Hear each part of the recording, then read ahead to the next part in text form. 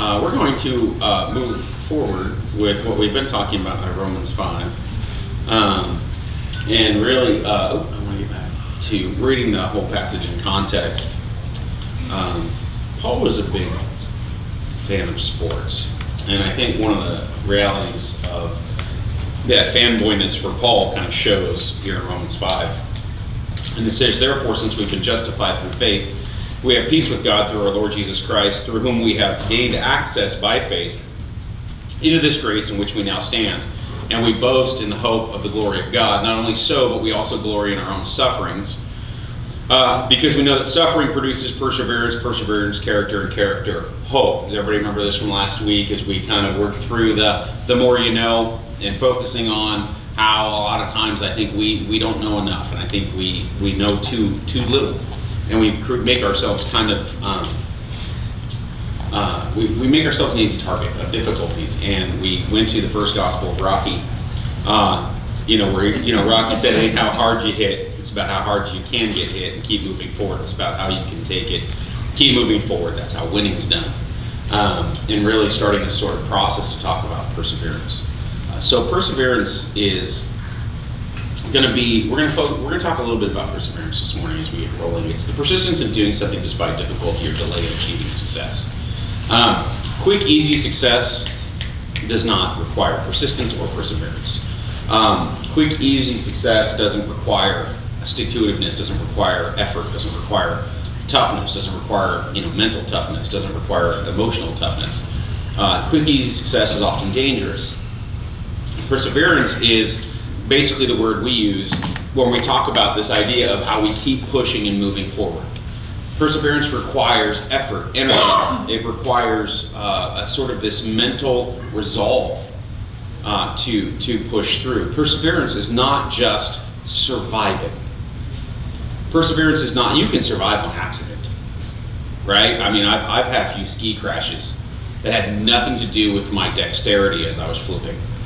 Right? That had nothing to do with my dexterity as I was tumbling down the side of the mountain. Right? It just had to do with the fact that, I was a little bendier at the time, and the world was kind to me at that point. That was the only reason I survived some of the ski crashes. The reality is that that's not a perseverance issue. Now, being hurt at the bottom of the hill after the crash, standing up and going, okay, I'm not going to give up, I want to go back up and ski again. That's where perseverance kicks in. And I think a lot of times we as Christians, we confuse this idea of survival as learning something. This is where I think Paul's focus on sports consistently throughout his epistles really plays into his thinking here. Is that really when it comes to perseverance, really there's two things that we really learn right off the bat. First one is patience, right? We learn patience. Patience is a learned skill. Most people are not born patient. Okay? Babies are not patient. We don't say, no, it's okay, I'll get you some food, I'll be back in 10. And they go, oh,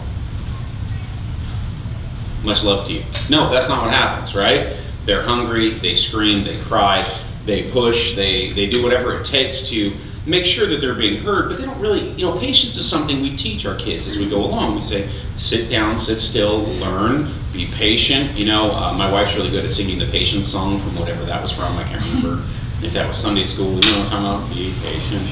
She sings that all the time. And, but patience is sort of this learned skill that we sort of, we take our kids and we push them to this patience, and we try to stretch it out a little bit. First time we ask it, we're teaching our kids to be patient, we don't ask for 100 hours, right? We're like, hey, how about 5 minutes, right? How about 2 minutes? Right, how about 1 minute? Whatever it takes to learn, we start with patience, and perseverance is patience. And the reason perseverance requires patience, and we learn patience through it, is because we're basically, what we are about to achieve is being put off. It takes time. We're seeing a goal, we're seeing something we're going to be successful in, and it's down the road. And that requires patience, because one of our biggest problems is that sometimes we reach too fast to get it, and we want too much to get it, and it's just, we're too excited, we want it so bad, and then all of a sudden it's too hard to get there, and we go, no, I'm going to quit. Patience is the first thing we learn. The second thing that we learn in perseverance is we learn endurance. Endurance is a huge part of the Christian faith, right? Endurance is this idea. Paul says, I'm gonna run the race. Paul says, I'm going to push through. I'm going to reach the finish line. And so when we're going through perseverance and those sufferings that we're going through on that journey through perseverance, is that we're learning to be patient. We're learning to endure. These are not fun things to learn. No one enjoys learning patience, and very few people enjoy learning endurance. Endurance, both of those things as we get older, hopefully as in our maturity, we see the value in them.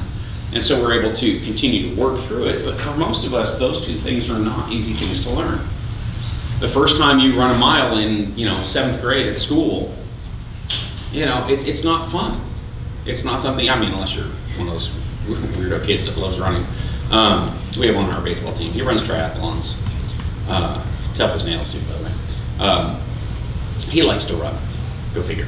But most kids, it's learning endurance. It's learning that push through. It's learning how to achieve small gains on your way to a bigger goal. And so we learn all of those things. Our sufferings teach us those things. But the problem is, too many Christians are kind of like avalanche, right? When the rock's going up, instead of pushing the rock up the hill, we just bail out because life's falling apart and it's crashing down upon us. And we freak out and we lose our mind and we get mentally unstable and we can't hack it because we haven't learned patience and we haven't learned endurance. And it's amazing how much those things come into play when life is being tough against us. When life is pushing against us, we throw our hands up in the air and we scream and we cry and we're never going to survive. It's over. The end is near. And you want to look people like that in the eye and go, wasn't the end near last month? Well, yeah. Well, how'd you get through it? Well, by the grace of God, and that grace has somehow come to an end, apparently. Now this one's going, these issues are too big. And it's amazing how much we don't take into account that sort of record of what God's done in our lives. And I would challenge just about anybody who's been a Christian for more than 10 minutes, to look back and say, I can see the times where God came through in our lives. Well, and then you sit there and say, well, why is it you don't feel like it can be done now? Well, it can't be done now. Why? Well, because, this is it. This is the one. And like what John was saying when he was talking about the mountains that need to be moved, and John was talking, throughout worship about all the things making God a liar. We do it all the time by how we respond. I remember when our football team was playing in the Super Bowl back in November, and the other team scored first. And I turn around, and of course all of our main players are like, it's okay, we got this. But we had this group of kids that were just like freaking out. It was over. They scored in the second quarter. It's over. And I just turned around and I said, you're kidding, right? We are the best team in the league. We've scored more points than anybody ever. Are you kidding me? We're giving up now? We've lost hope now? I screamed at the kids because I just don't get it. You've been through this. It's not over. But we have this idea. It's, and we sit there and we tell young people all the time, listen to my, the endurance that I've learned. Listen to what I've seen. I've seen, comebacks. I've seen people weather impossible storms. I've seen people come back from buried in life. No chance, no survival, and we see them have this sort of resurgence to where all of a sudden they're back and God is, they're back and they're strong because they push through what seemed to be impossible. And that's what brings us to sort of one of the more interesting words in this equation. Because I think to me it's one of the most often sort of misunderstood words in this context. It says, not only so, but we also glory in our sufferings because we know that suffering produces perseverance, patience, and endurance. And then patience and endurance produces character. So we get to this idea of character, right? We love the word character. You can sit there and do an internet search about all the really important quotes in the history of humanity on character. Right? We all have to have good character. It's the real foundation of all worthwhile success. How many agree with that? Amen. Hallelujah. Praise Jesus. Right? Albert Einstein, who was reasonably intelligent, right? He said, I didn't know the man. I'm just going off what people say. Weakness of attitude becomes weakness of character. Well, none of us want weak character. Right? None of us want to be someone with weak character, bad character, poor character, right? We need to worry about our character not our reputation. How many of us have heard that? Thank you, Jesus. We chose our character over our reputation, I'm sure, every time. And so we go through this thing, and we sit there and we see this idea. Once again, the more you know, right? How many of you know character is important? A couple people are like, yeah, I know plenty of people who are very successful without any.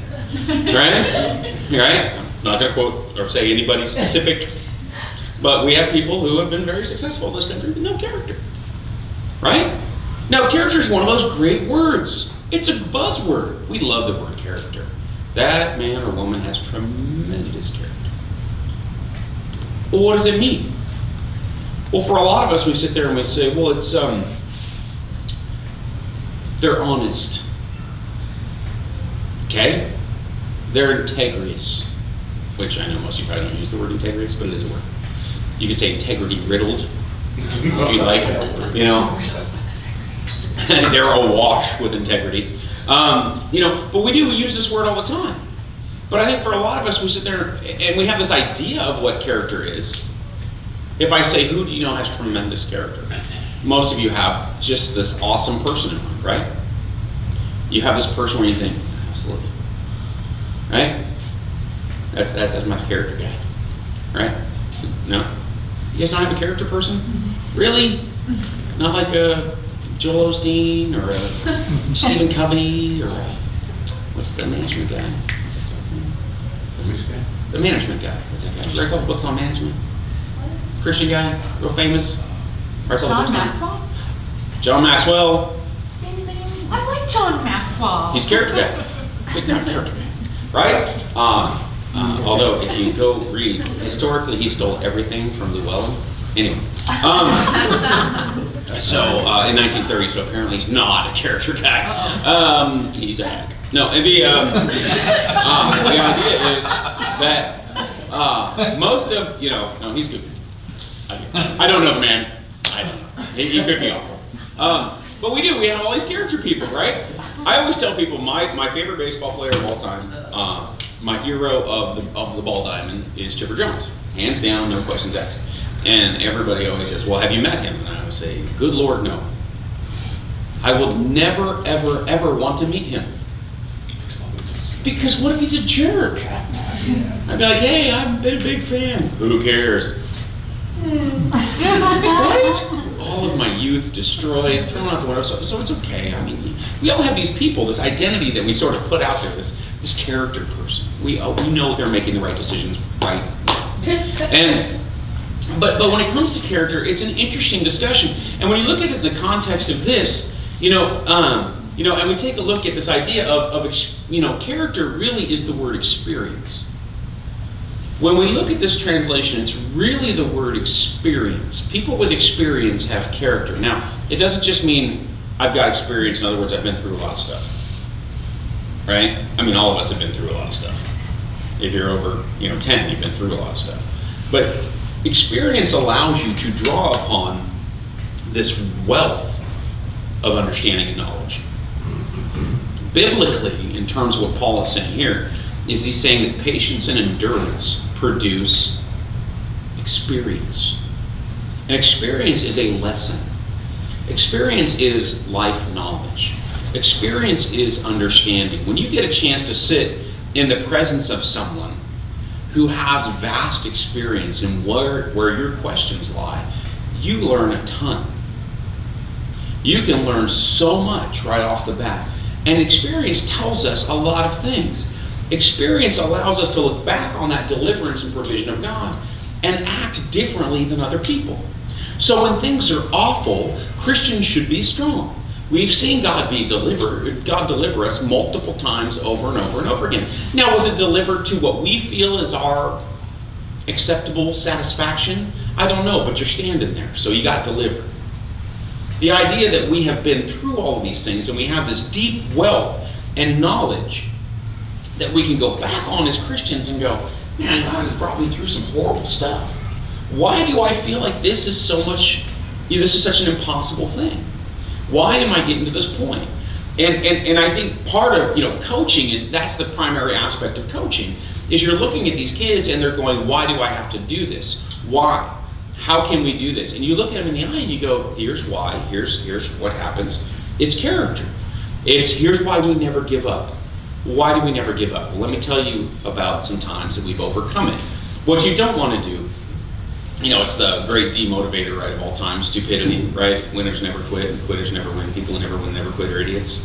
The idea that there's this, understanding where, yeah, sometimes, we've been through some things and we've seen failure. And sometimes, you have to step back and say, well, I don't know. I mean, maybe that's not a mountain you're supposed to overcome, right? Sometimes, you are, facing odds that are a little different. Sometimes that's one of the hardest experiences to share is when you have to sit there and say, I've got to be honest, I don't know how to get through that. I don't know what to do there.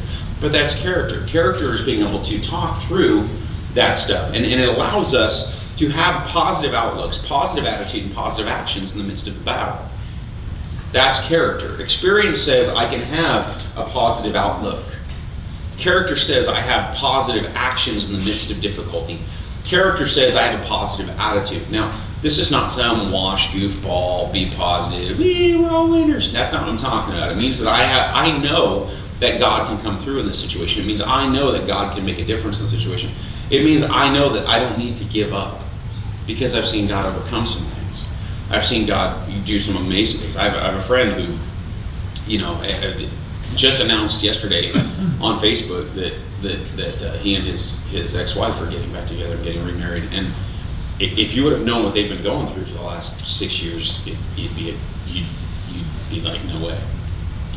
And but it's this pretty amazing thing, and it's credit to that endurance, right? It's credit to that perseverance. It's credit to that, continued work. For a lot of us, so sometimes, man, we just look at it and we go, gotta be honest, seems impossible, why bother? And that's not Christian character. Christian character is, I don't know how it's gonna be done. Maybe in a situation I don't know what's gonna happen, but I've seen God come through in so many situations, and I've read so many testimonies, and I've seen so many tremendous promises of God that I gotta believe that this can be done. I've gotta be able to push through.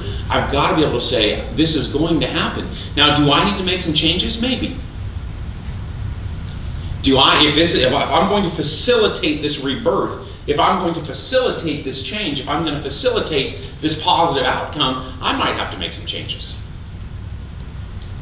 It doesn't mean that maybe I just sit back and go, man, we've got major financial woes. I'm just going to pray that Publishers Clearinghouse comes through.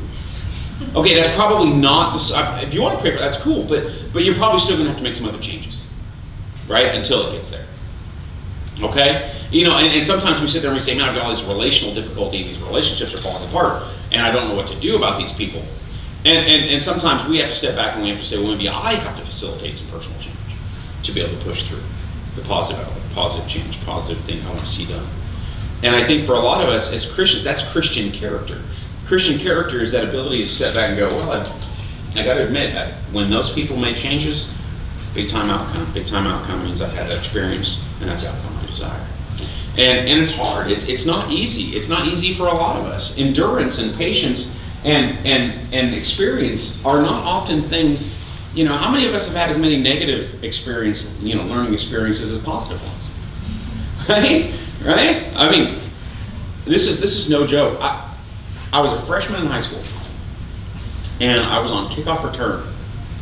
And I was frontline kickoff return, okay? For those of you guys who don't know, that's the war zone on a football field when there's an onside kick. And so I was frontline, and I was like, yeah, I was awesome. I mean, clearly. But, I'm sitting there, and they kick a surprise onside kick in practice.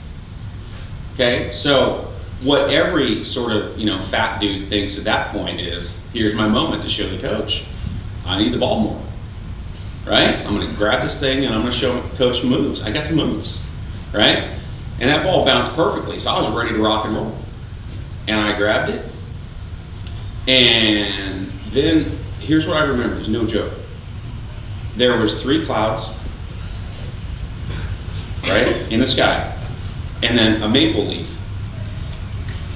I don't know why there would be a maple leaf anywhere near where I was laying.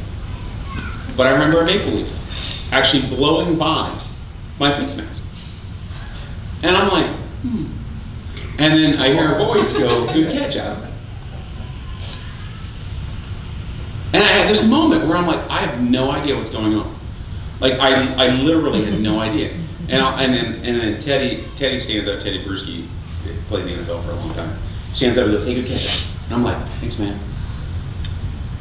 And then I got sat up and everybody's staring at me. And I was like, I had the ball. That's all I remember. I don't remember impact. I don't remember hitting the ground. But what did I do the next time that ball came bouncing? I grabbed it and went down as fast as I could. I had a negative experience with a positive learning mold, right? I took that moment that I literally, 3 clouds and a maple leaf. That's no joke. I don't know that any of those things were there. It's what I remember. And I remember them clear as a bell. That's so crazy. Like when my brain rebooted, right? Little fan came out, and I'm like, and it was 3 clouds and a maple leaf. That's it. I don't remember people. I'd be honest with you, I don't even remember seeing my face mask until the leaf blew by. And I was like I didn't know where I was. I could have been in the end zone. I had no idea. I wasn't in the end zone. I was laying right where I caught it. And but that's the thing, I learned a few lessons that day, right? Don't stand up and catch the ball. The fat white guys are slow and don't have moves. And guys who are about to go play 14 years in the NFL hit hard, right? So grab ball, hit ground. And never, and never made that mistake again. I have not once since on an onside kick thought, hey, you know what I should do here? No, it's not. I learned it. I think. To be honest with you, it explains a lot. Those moments at night where I'm like, oh, one hit, and I've got some problems. Did you Exactly. Dude, it is the craziest thing. Like I still see it vividly. Like I don't, like a lot of memories, they start getting grainy. You're like, yeah, I remember that. No, this one is clear, like it's in HD. Like it's beautiful, and like I said, there probably wasn't a tree of any kind within 1,000 yards of our football field. No idea. I guarantee there was not a leaf. Just somehow I had a little Canadian thing going, maybe I had some Canadian bacon for breakfast, I'm not sure. But somehow my brain rebooted and thought a leaf would be a good addition. But I've learned a lot of things from negative experiences, right? I think we all can sit here and say, man, I've learned a lot from negative experiences. I've learned a lot from surviving a negative experience. But the problem is that Christians are supposed to take that experience and that patience and that endurance and apply it forward. We're not supposed to go, well, it didn't work out there the way I did it there, so I'm going to keep doing it that way and see what happens. Right? That's not how Christians, we are supposed to make changes and allow our experience to present our character. And I think sometimes when we talk about character, we always start thinking about all these, honest, integrity, and that's all fine. But in this specific case, Paul's talking about the experience that creates character. And then he says, and character ultimately produces hope. This is how we see that connection. And then it's interesting because a lot of times we stop there, but if you continue to go, it says, and hope doesn't disappoint, right? Hope doesn't disappoint because the love of God has been poured out within our hearts through the Holy Spirit, who was given to us. And so in this case, we see contextually the entire circle of faith. The entire circle of faith and hope is right there. Paul starts this chapter by saying faith, and then ultimately faith, hope, and then hope, faith. The whole thing works together in this circle of understanding as we see it. The hope is a gift of God's grace and is implanted in regeneration, but abounds, increases, and becomes more strong and lively by experience of the love, grace, mercy, power, faithfulness of God. So hope is a gift, and it's sort of part of our regeneration as Christians, but it becomes more powerful in our life when armed by the experiences we have. Hope should become stronger as Christians because of our experience. But the problem is that we don't often chart our experiences and we don't learn from them, so we can't apply them to our hope. We have experiences, and we just try to survive them, like a snowball tumbling down a hill. We're just trying to survive it, but we're not learning from it. As Christians, we're supposed to be able to step back and learn because we've seen it before. We've been through it before. We've walked that road, and we've seen it in other people's lives, and we've seen it in these places, and maybe we're going through something that we have never ever been close to going through, but we can draw on the experiences of others who can provide for us that experience and that understanding. So we have hope because we know that God can and will bring us through our sufferings. That's our experience. Our experience produces hope, but we have to learn to apply those things. We have to learn to take those things that we've been through and say, how do these work? I think I shared this here a few weeks ago, but one of the most common conversations I have with young people who are just talking about how bad things are in their life is I look them in the eye and I go, well, what can you do with that? Do you know somebody who's going through that? Do you know somebody who's starting to go through that? You've already been through it? Yeah. Well, then maybe stop looking at it as a negative and start looking at it as something you can go help your friends with. It's easy to say to teenagers in most cases because, we always think it's no big deal, but you gotta remember teenagers feel like we do. Now, we may look at their problems and say those are kind of petty, but that doesn't change how they feel about them. They feel that deeply about them.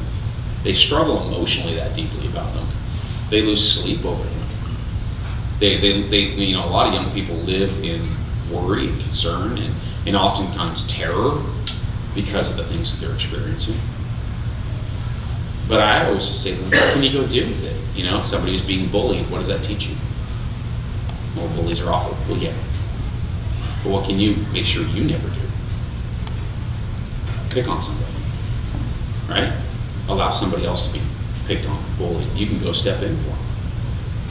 The reality is you can learn those things. You can take that experience and apply it as character. So first of all, we have hope because we know that God can and will bring us through it. God's going to bring us through those sufferings. And secondly, we have hope because He's already delivered us. One of the things that's so important for us as Christians to remember is that God has already delivered us.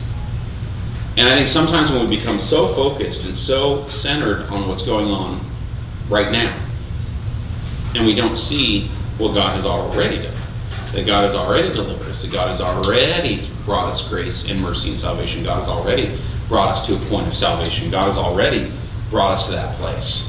And how are we able to embrace such things?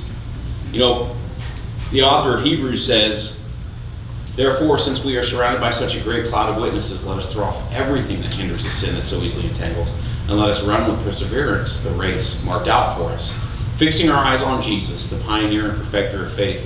For the joy set before Him, He endured the cross, scorning its shame, and sat down at the right hand of the throne of God. Consider Him who endured such opposition from sinners, so that you will not grow weary and lose heart. When we step back and realize that we have already been delivered by someone who also endured opposition, by someone who also had to run the race with perseverance, someone who also had to run the race with character, whose hope seems a little different than ours, whose hope was that He was going to bring deliverance for those of us, but basically dealt with that opposition, who had to push through so many things. And I like that picture of the guy, pushing the rock up the hill, because I think a lot of us don't realize that that's the kind of thing that it takes in our Christian walk. I know a lot of us, we want to get to that part of the hill where the rock rolls on its own, right? And we just get to relax and enjoy the momentum, right? Just woohoo, as the rock's pulling us down the hill. But that's not it. And for a lot of us, it's pushing and pushing and pushing. And I think when we step back sometimes, and it's tough when you see people give up and you see people walk away, and you think, I don't know how close you were, but my assumption is you were closer today than you were yesterday, so why quit now? When we see things, when we see people walk away, we think to ourselves, yeah, I guess you could explain that. Yeah, I can see people give it up there, but I don't know why you would. Today you're closer to the goal than you were yesterday, so why quit now? Today you're closer to pushing through and making a change than you were yesterday, so why quit now? But so many people quit now. So many people decide it's not worth pushing the rock up the hill. And they call it a day. You know, and you know, you see people walk away, and I think that's one of the realities. I know for me here has always been one of my biggest things. Is that there are times when watching, you know, our church go through the things our church goes through, sometimes it, you know, it is pushing a rock up the hill. And sometimes it's tiring, and I think a lot of times people sit there and they say, I don't get it. And I sit there and I say, me neither. But I've seen God do weird things. I've seen God, you know, blow the doors off places out of nowhere. I've seen God change lives. I've seen God go through stuff with us. I've seen people's lives changed, and I gotta believe that at some point in time, you keep pushing the rock up the hill, something good's gonna happen. And why do I believe that with all my heart? Because I've seen it happen. It's not stupid ignorance, blind, lame, you know, ignorance. Petted there was stupid, but you know, but it's not blind, it's not dumb, it's not. It's just that's what you do because you've seen God do these things. And I know sometimes we all want the feels, right? Because feels matter, right? Who's up for feels? Right? I love feels. You know, when Marcus gets a hit, I'm just like, you got feels, right? I do. I admit that. You know, a buddy of mine was like, I think sometimes we want our kids to be. Sometimes we want our kids to be successful more than they want to be successful. And I laughed. I was like, sometimes. I don't think it's ever been sometimes. You know, I always want it more than they do. You know, because I want them to have that. I want to have that moment, have that experience. But you know, but the reality is I think we all want feels, but the feels are only there. You know, when you reach that goal. And sometimes it's patience, and sometimes it's hard, and sometimes it's exhausting. You know, and I think it's interesting, you know, when you look at, you know, Mother's Day being sort of a day to honor mothers and parenting, but really this is parenting. You know, I mean, you always want to get to the feels, but the reality is the work is just the work, and you're constantly going back, and you're constantly going back, and I think sometimes raising kids is like pushing a rock up a hill. You know, and you're like, I'll get there sooner or later, right? When am I done? You know, kids are like, soon. You know, the kids are like, let me roll down the hill on my own. Shut up, you're going up the hill. You know, that's right, history. You know, but the thing is that you know, it's this work, and I think it's for me a lot of it is, you know, when I look at sort of like us as a church, and I think, you know, I think sometimes that's the biggest question people always think and ask is you know, I mean, is this it? I'm like, no, I don't think so. It doesn't have to be. It will be if everybody decides they're done pushing the rock up the hill. You know, but the reality is that's what it takes, pushing a rock up a hill. And everybody has to put their hands on it. And I think it's learning through, because of faith, you know, the sufferings we endure because of our faith create for us patience and endurance. But it's specific too because of our faith. Like I said, mere survival is not learning endurance. It's not. You know, the reality is it doesn't take endurance or patience to survive a bad situation. It doesn't take patience or endurance to sit there while you're blown around the world like a leaf in the wind, right? It doesn't take endurance. But in this case, you know, because of our faith, we learn it. And patience and endurance show us, you know, allow us to develop a wealth of experience to draw upon. And everybody in this room has a wealth of experience to draw upon. You may not think you do, but you do. You have a wealth of experience. You have a wealth of things that God has done in your life. You have a wealth of things that you've been through in your life. You have a wealth of knowledge that you basically have sort of piled up somewhere in the recesses of your mind or deep in the caverns of your heart. You have these things. And they're what you draw upon when everything is difficult. And endurance and experience remind us that there's always hope. There is always hope. Hope is not a goofy, wonky feels thing. Hope is not something you get from a really good motivational speech. Right? I mean, those help kind of ignite it for a moment, but that's what carries you through. What carries you through is the knowledge that God can do it. It doesn't always get done the way you think. It doesn't always pan out in your perfect little 3-point agenda. And it almost never, ever requires zero work from you. It always requires work from you. And I think sometimes that's the reason we lose hope in God, is because we sit there and go, when are you going to do this? And God's like, let's go. Come on. You gotta go stand in the water, Moses. You gotta go hit the rock, right? You gotta go, fight the battle. You gotta raise your hands and pray during the battle, or else we're gonna lose it. You gotta get up and walk. Sometimes you gotta walk down the Via Dolorosa. Sometimes you gotta, go be in prison. Sometimes you gotta get up and move. Sometimes you get up and get out of prison, like Peter did. Sometimes you gotta go through these things, but you have to go. You have to move. You have to be a part of it. There's no endurance built up in our lives if every time we close our eyes, God just provides a pot of money on the floor. We don't build up any endurance. We don't build up any strength. One of the reasons that, and I think it's unfair that millennials get called out all the time, but one of the reasons millennials, for the most part, struggle with being salt is because it was a generation of people who raised them who said, I'll give you everything you need. And then they get out in real life and they're like, hey, how come no one's giving me everything I need anymore? And all the parents are like, millennials? I go back to Frank Martin, the basketball coach at South Carolina. Kids are kids. They are not different than they've ever been. What's different is those who raise them. He is 100% on the money. The kids are just as strong and just as steely as they ever have been.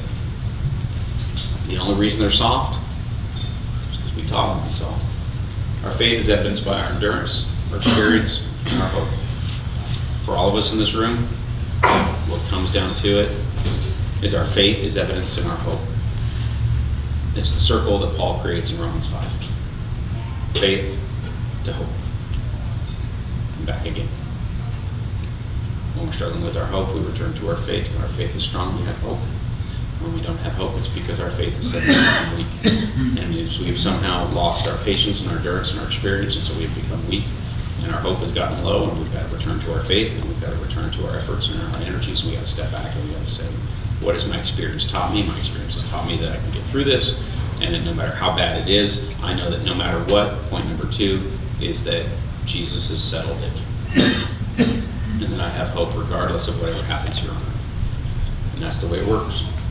And so we are going to receive our offering this morning. As we close in prayer, obviously we're going to pray for Jen, who has given birth to a bouncing boy. I don't know if he bounces. Did you bounce him? Steve will make sure he's bouncy. And just, make sure that you're turning with a dent if you're like, make sure we pray for Jen. Let's pray. Father God, we just thank you so much for new life. We thank you for Micah and all the pretty awesome stuff that's going on there. We thank you for that. We're going to pray for Jen's recovery and health. God, we just thank you for that a new season that babies bring into everyone around them. And what a great time. And God, we just pray your blessing over the offering this morning. Pray your blessing over every penny that comes in. We thank you for the cheerfulness of the givers in this church. God, their heart, their attitude, and their resolve to be generous back to you as you have been to them. Amen.